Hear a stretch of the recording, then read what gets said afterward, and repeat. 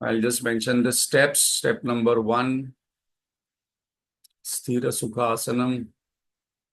I have to practice sitting still for the time of meditation, whatever we are doing. Second is the resolve, Sankalpa. I have to take a resolve that at this moment, I am a seeker of truth. I am nothing. I want nothing except Atma Sakshatkar, truth, Ishvara Darshana, whatever is my desire. Step number 3, invoking God's grace. Step number 4, 5, 6, 7 are observation steps. Observing the body, observing the breath, observing the sound. In this Upanishad, it is Swarena, that is Omkara is given. And 7th step is observing silence, the Amatra. And the mind is pure and our understanding about Atma is exactly as the Upanishad says, then the observer dissolves. And that is the highest state. So let us sit straight, head, neck, backbone straight. This is a position where the energy flow is maximum.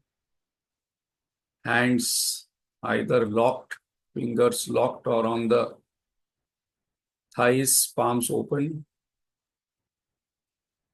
Entire body is relaxed but alert.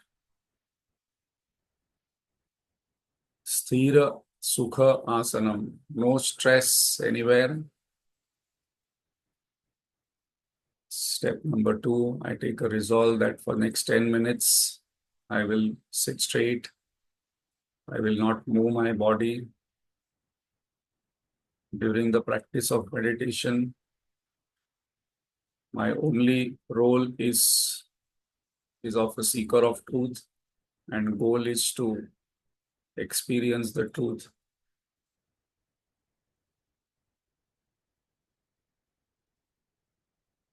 I want nothing else but His truth, immediate experience. Step number 4, we observe our body from head to toe by giving a command of relaxing and healing. So let us relax the head, brain, face. Observe our tongue, whether it is touching the upper palate or resting down. The eyes are not moving inside. Let us relax and heal the entire back, neck, shoulders, hands. Let us relax and heal the chest, stomach, buttocks, groin, thighs, knees, ankles, shin, feet. My entire body is relaxed and healed.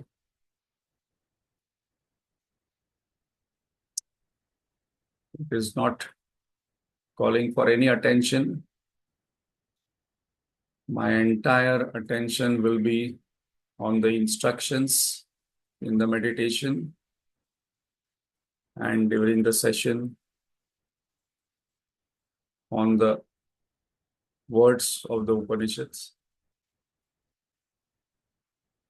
Step 5, I shift the attention from the body to the breath. I just observe the breath. जो देखता है वो चूकता है, जो भोगता है वो अटकता है. सिर्फ देखना है, कुछ करना नहीं.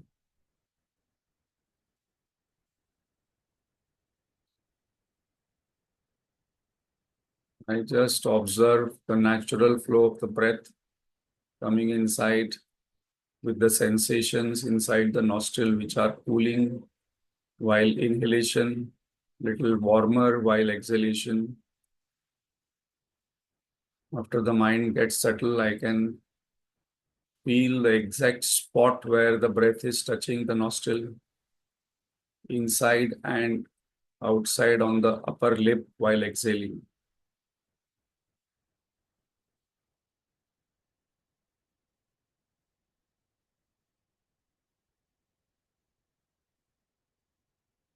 Mind is peaceful, alert, detached, fresh. And with this mind,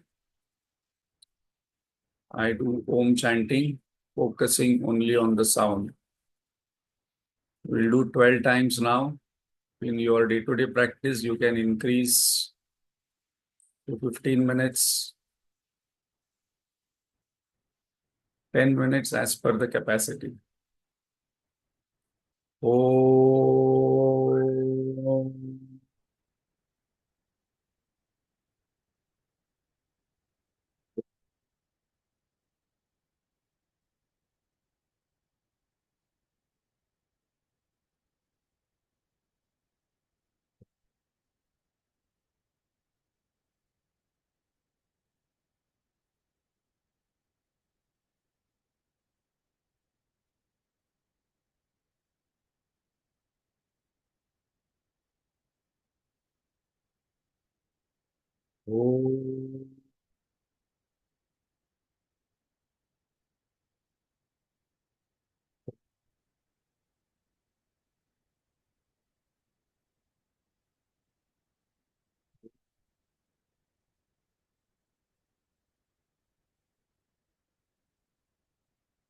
Om.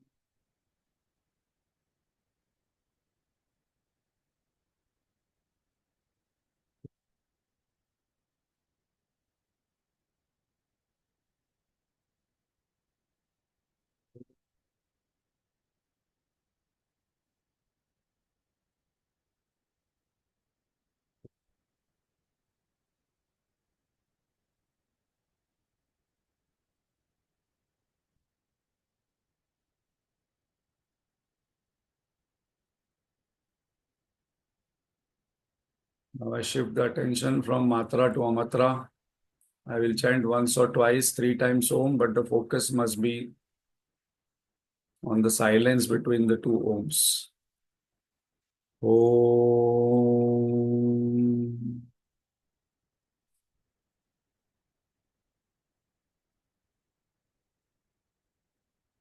Om.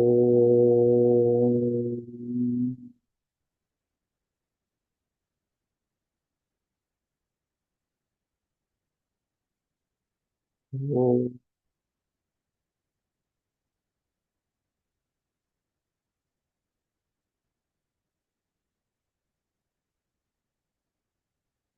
The mind experiences silence and a blank for a particular period of time. It has nothing to divide, nothing to cognize, nothing to perceive, nothing to create a thought, and it dissolves. And that is called as manonasha, mentioned by Bhagwan Ramana Maharshi. Before manonasha, it can go to manolaya also to give us the experience of the divine. And again, the mind will come back,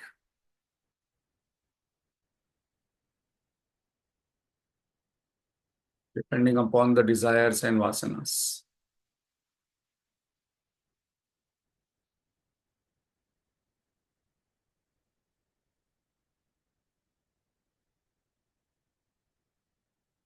So the level of purification will decide how quickly our mind withdraws from the world and focuses on the body, breath, sound, and silence.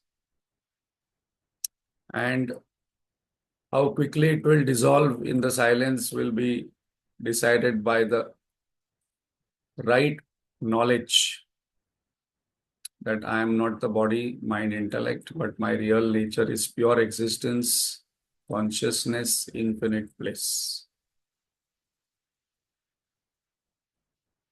Hari Om to all. Let us invoke Lord's grace and Guru Parampara's blessings to keep us on this path and remove all obstacles. Om.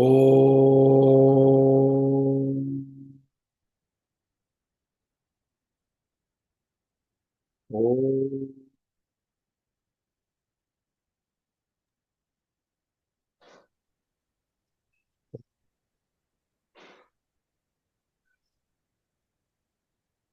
Savitra.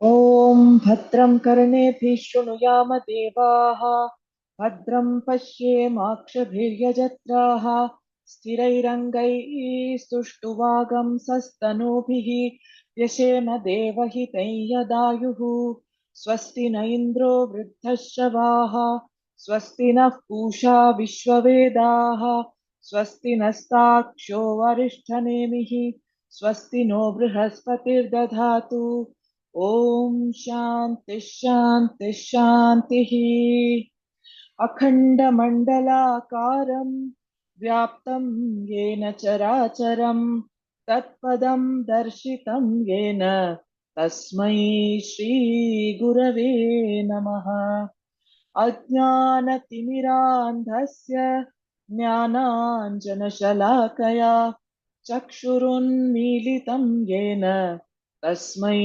श्रीगुरवे नमः गुरुर्ब्रह्मा गुरुर्विष्णुः गुरुर्देवो महेश्वरः गुरुरेव परं ब्रह्म तस्मै श्रीगुरवे नमः स्थावरं जङ्गमं व्याप्तं यत्किञ्चित् सचराचरं तत्पदं दर्शितं येन तस्मै श्रीगुरवे नमः चिन्मयं व्यापि यत् सर्वं त्रैलोक्यं सचराचरं तत्पदं दर्शितं येन तस्मै श्रीगुरवे नमः त्वमेव माता च पिता त्वमेव बन्धुश्च सखा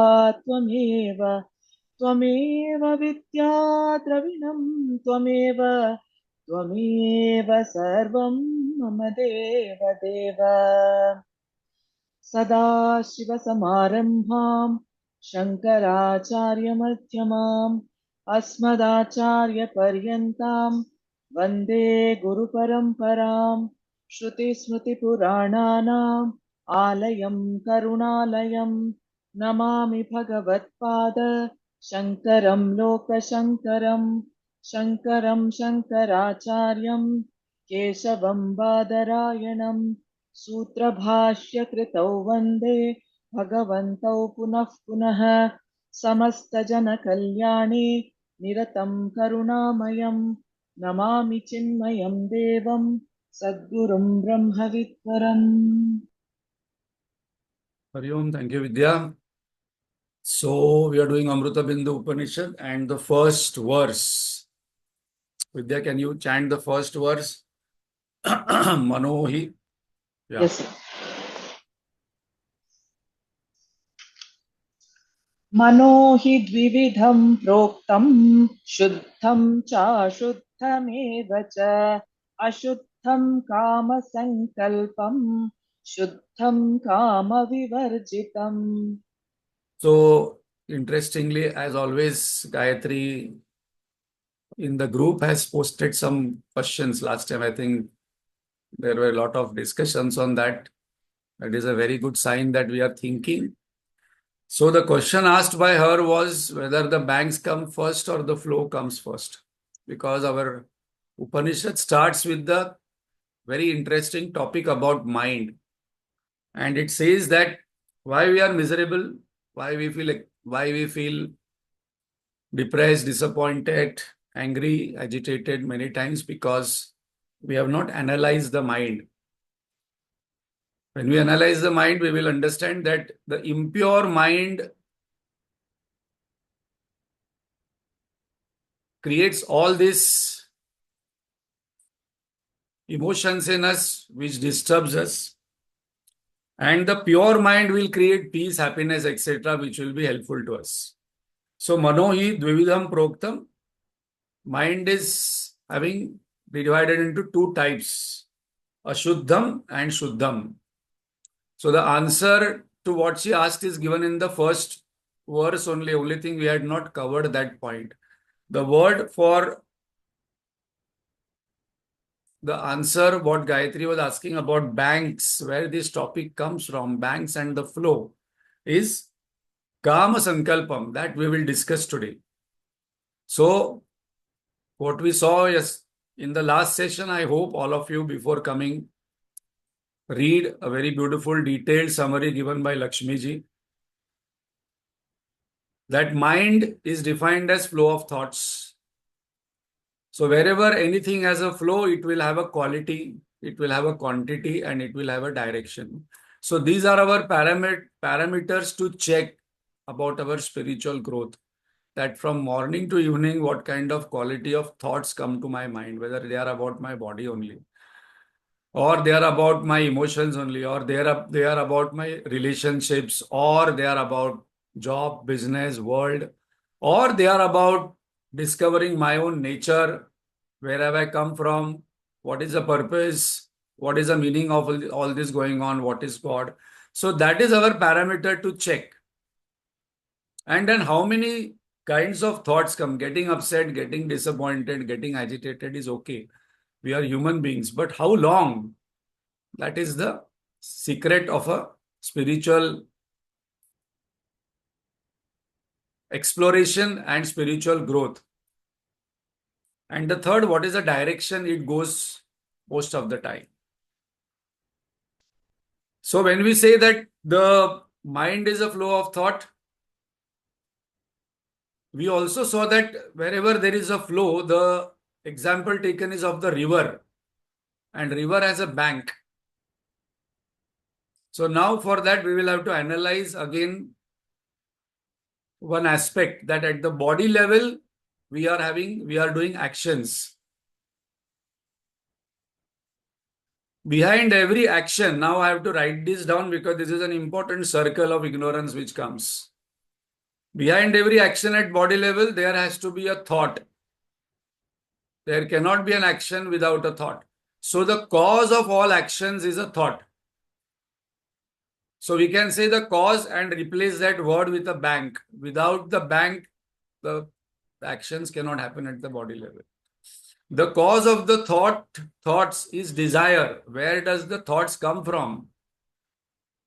If I am not having any smoking desire, even if I pass the best shop in the world, selling the best brands, there will not be any thought. There will be perception of that particular product, but there will not be any thought. Maybe it will be just like one small line in a big ocean. Once we draw a line on the water, it will be just like that. So behind every action, there is a thought. Behind every thought, there is a desire. Behind every desire, there has to be vasanas of the past lives. Now, what is there? From where does the vasana comes? What is the bank of the vasana? So in the causal body, there are two things. Vasanas comes from ignorance. So where does the ignorance comes from? Scriptures say ignorance has no beginning. So we will not discuss about that because it has no beginning, but it is an end. There is an end to it. Now between this vasana and ignorance, there is one more factor because of which the vasanas are created. So the bank of the actions are thoughts, the bank of the thoughts are desires, the bank of desires are vasanas, the bank of vasanas are ignorance. But between that, first mantra gives the detailing. That's the reason Upanishadic mantras are subtle. Ashuddham kama sankalpam. So, vasanas come from sankalpa. So that we will take it up. And that's the reason we had discussed yesterday that the two banks, that the world is real and my nature is body, mind, intellect. When this is the bank, the thought will flow towards the world. And why it will flow towards the world? To enjoy the world, because this is the strong belief system that I am body, mind, intellect, and this world is real. Because the desire for happiness is natural. Now we have to listen carefully. But all other desires are cultivated. Desire for person, desire for object, desire for a situation, desire for, like some people love coffee. It is a cultivated desire. Some people love tea. It's a cultivated desire because coffee and tea doesn't have any power to give us happiness. But I believe that there is happiness in coffee, happiness in tea. So this we will take it up. So the answer is very clear. The Sankalpa bank creates the flow.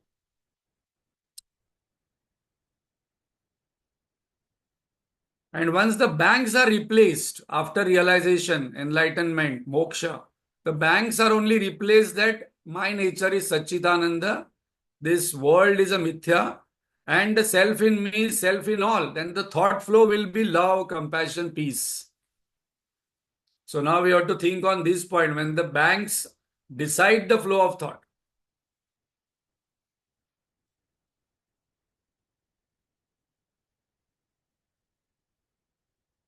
So good that Gayatri asked that question because that took the conversation in the direction we wanted.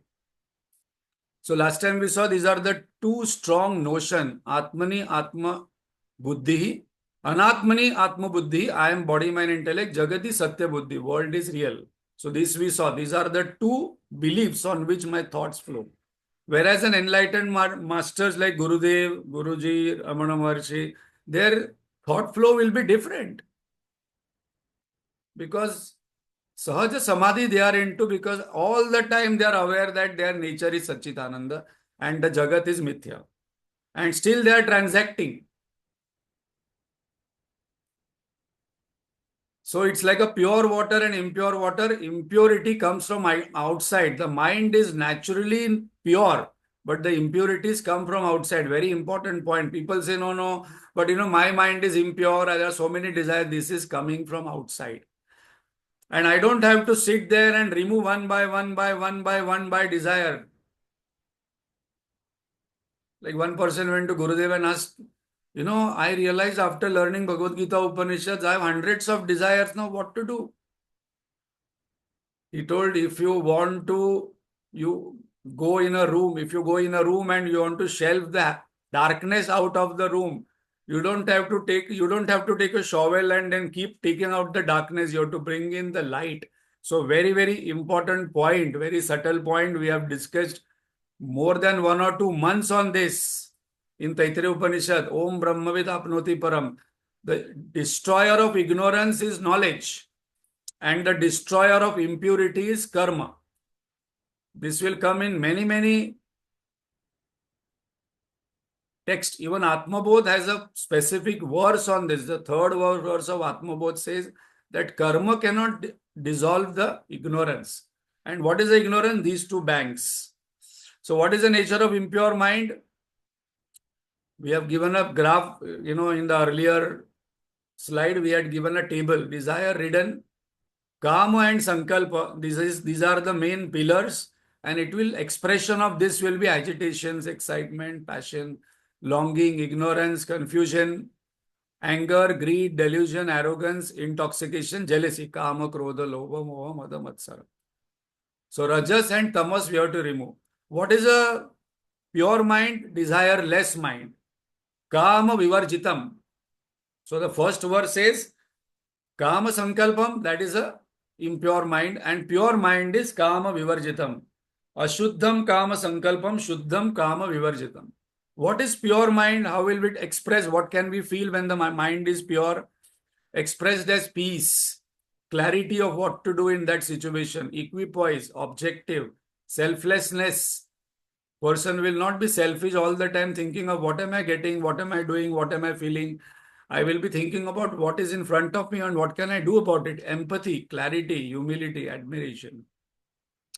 Now, very important point what Gayatri asked. This is what is the sequence. Kama Sankalpa, that is Samyak Kalpana. What is this Sankalpa? Sankalpa is a thought. Kalpa, and then it will Samyak Kalpana. I have a thought, I have a belief that I am going to get happiness from this. I am going to get happiness from a person. This person is a source of my happiness. If this person disappears from my life, I will be miserable. This situation is going to give me happiness. This relationship is going to give me happiness. This object is going to give me happiness. And once that belief comes, then I go for attaining it. If I don't get, I get miserable. If some obstacle comes, I get angry. And if I get, there will be greed for more. So what is this equation? Samyak Kalpana is a starting point. Then it leads to desiring. We can note this, then we will have a Sanskrit version. Then there is imagining. I will start imagining, before the action comes, there are a lot of things happening. Then I start imagining if I get this and this will be the joy. All things is happening in the mind. So it is cultivated. Then I start planning and then there is action taken. Then there is a result of action. And once the result comes, either if I get it, there will be craving for more. If I don't get it, or if I get what I don't want, there will be aversion for it. And then there will be karta, bhokta, bhava, and then that is called as bondage. Now we have already, this is very important point because this is where the second mantra is going to tell us that if we don't analyze this karma will lead to bondage. And when we analyze this and work with, then this same mind, same karma will liberate us. So why do you have a mind? Because there are two banks and notions. So very important point. The banks and notions create the mind, not the other way around. How can we control? By making it pure. What is purity? That's the reason these Upanishads we study after Bhagavad Gita. In Bhagavad Gita, entire chapter is dedicated on Sattva, Rajas, Tamas. So we have to convert the Tamas to Rajas and then Rajas to Sattva and then Sattva to Vishuddha Sattva. So I have to work on two things, purifying the mind by Karma Yoga and removing the ignorance by Jnana Yoga. So simultaneously this goes on. So some people say, no, I don't want to read books because just do good, be good, do good, be good. And then what is the importance of all these scriptures? Why you are spending? No, it will not go because doing good, being good, it will create more punya. I will get again the enjoyment. I may get stuck into it. So this knowledge will keep us alert because knowledge is opposite of ignorance. Impurity is opposite of selflessness, karma yoga. So why mind analysis is important? Because how mind gets pure and bonded, that is there in the second mantra. So Vidya, can you chant the second mantra?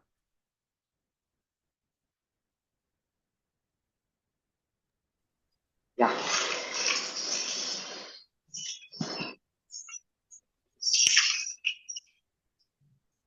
मन एव मनुष्याणां कारणं बन्धमोक्षयोः बन्धाय विषयासक्तं मुक्तं निर्विषयं स्मृतम्. Once more.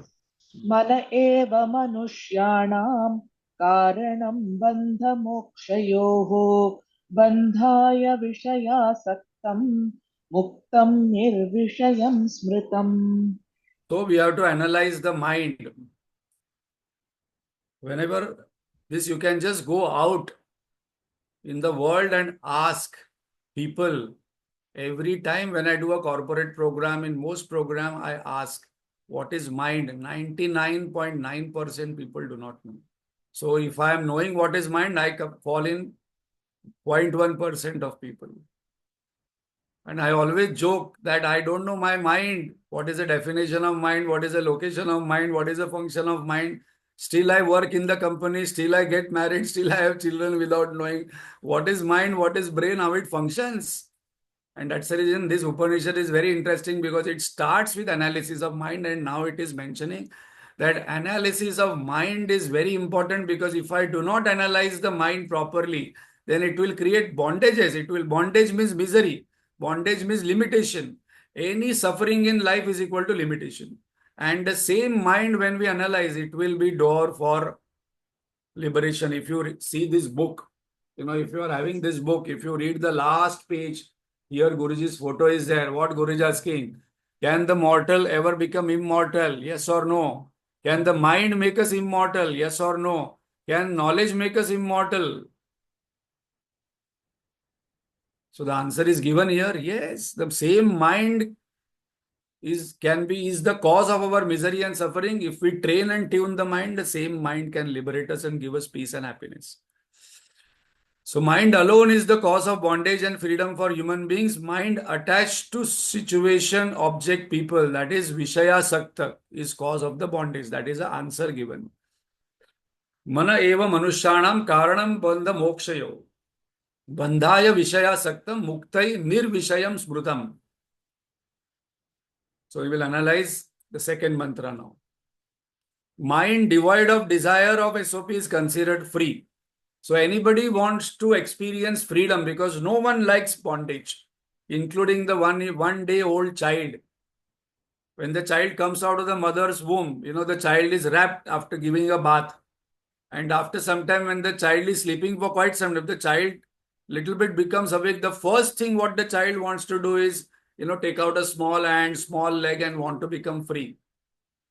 Any bondage coming on us, like, okay, you have to wear only this dress. Why only this dress? You have to stay here only. You have to do this only. No one likes bondage. So the cause is not outside, but the cause is my mind. That is the first distinction we must have, that I am suffering because of the limitations what the mind has created on me. And if I want to experience that infinite freedom, bliss, joy, peace, then I have to free my own mind, which is bound.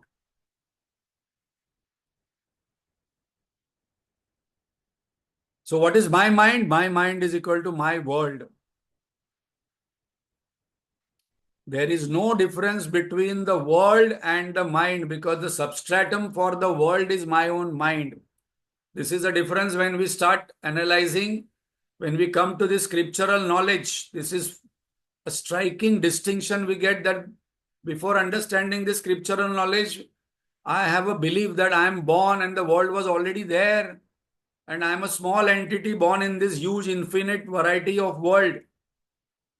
But when I read scripture, the scriptures, the world exists in your thought, not that you exist in the world and you will disappear from this world.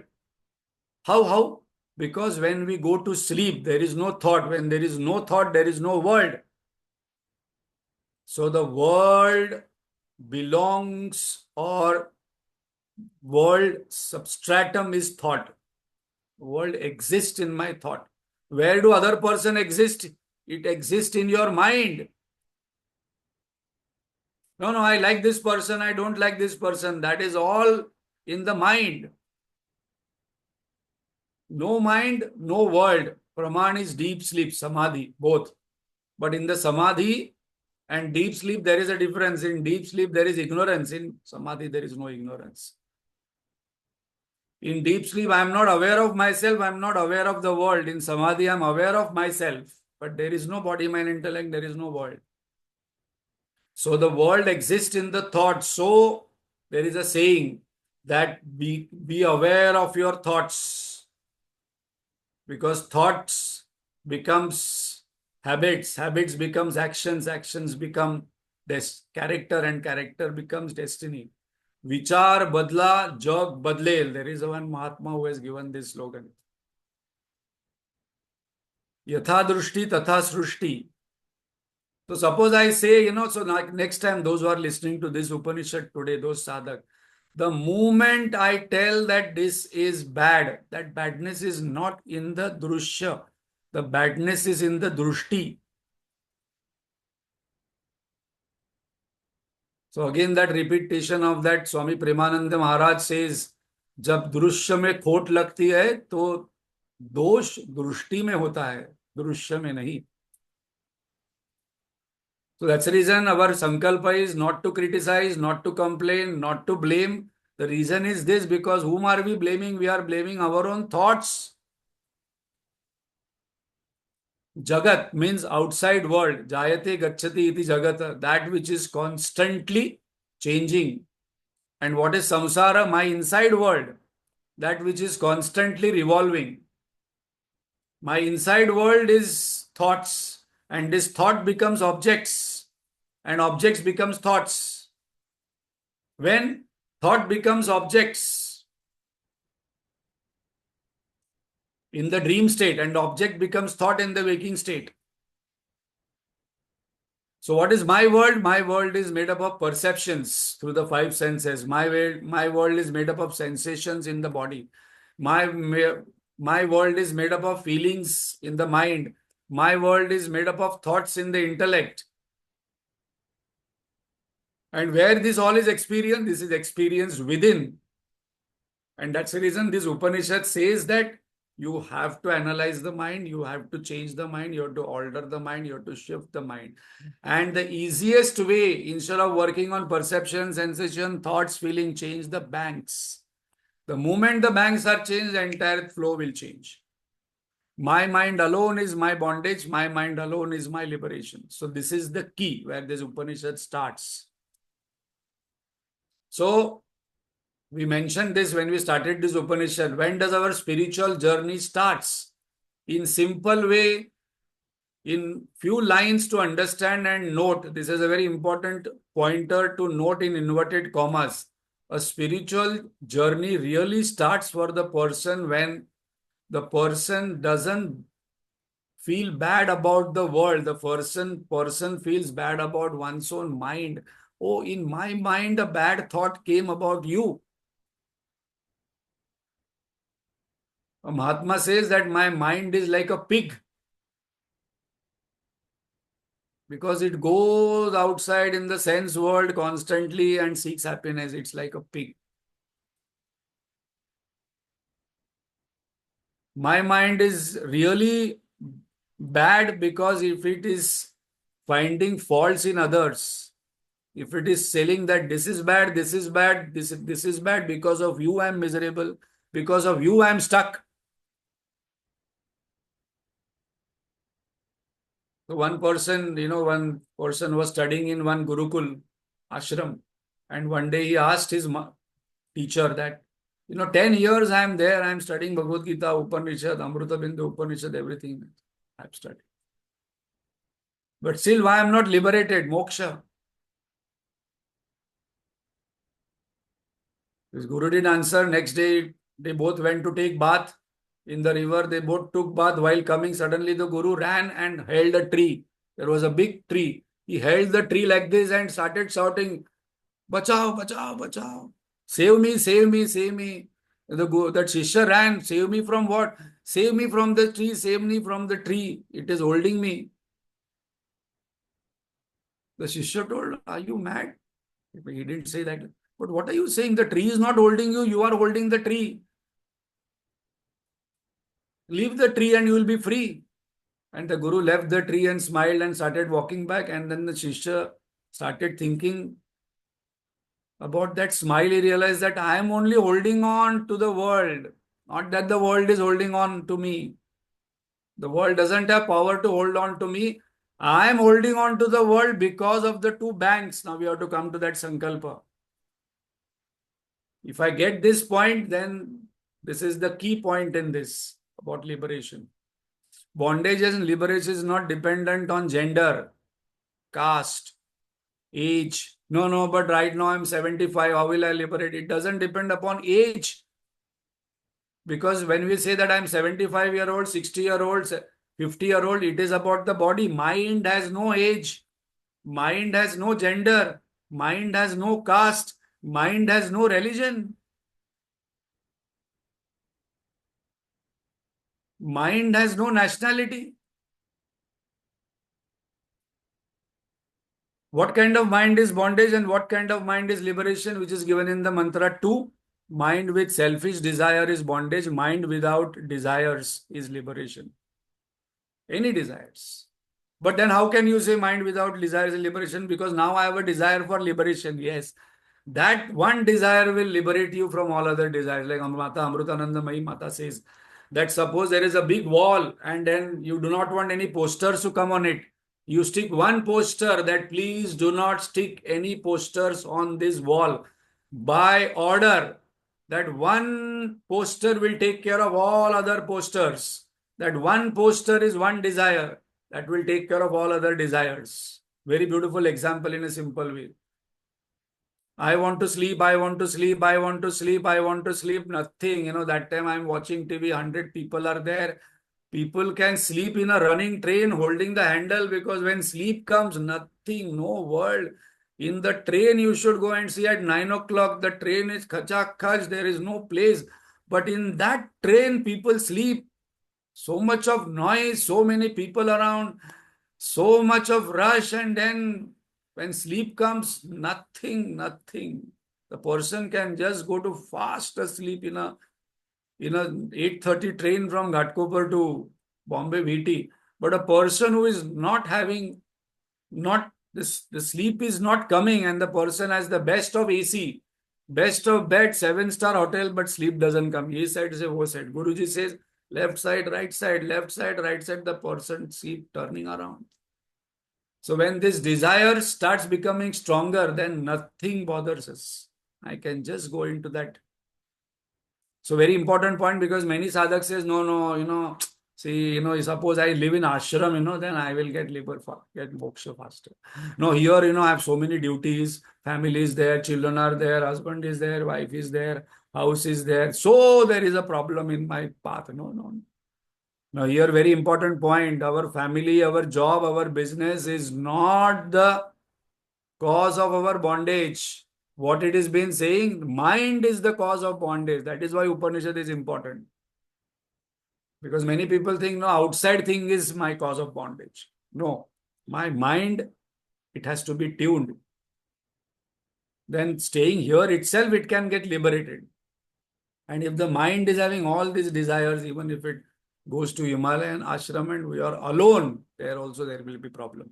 So Lord Krishna didn't allow Arjuna to go in Himalayas. He told, fight here itself, purify, and then know this knowledge. And the dreamer can just wake up in 1 second.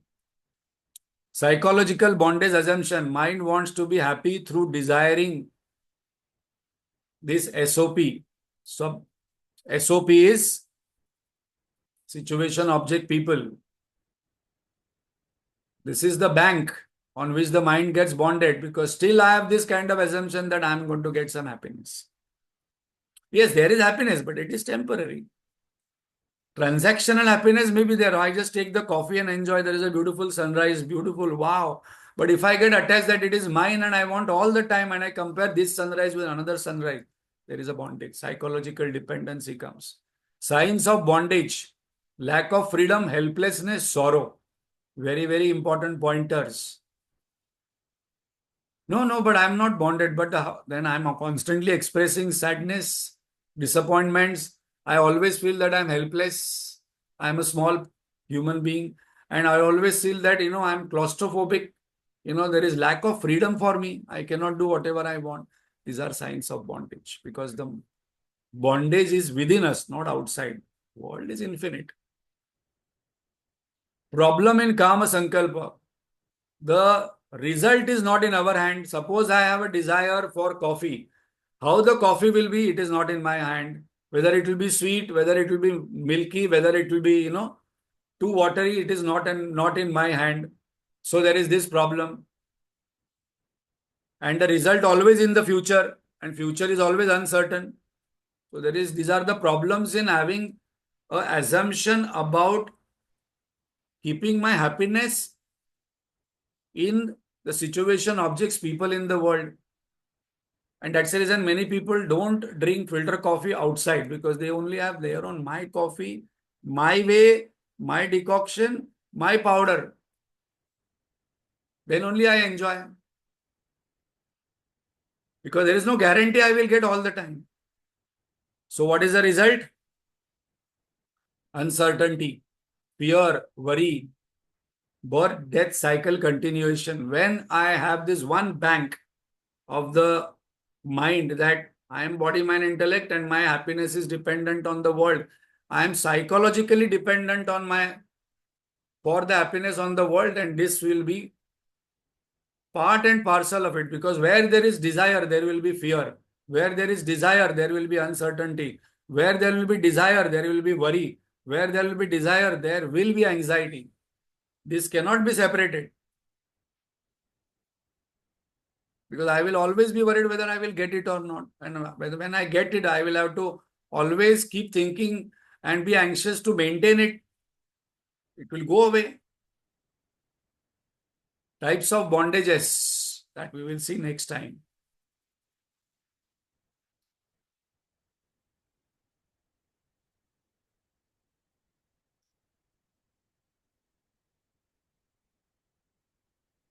So we will see the types of bondages next time, and then what this Upanishad, this first five mantras is the entire Upanishad. Huh? So now the Upanishad is going to give us clear direction how to come out of this bondage and have that particular freedom, experience that freedom from within. The method is very clear and the process given also is very, very interesting, which we are following in our meditation technique.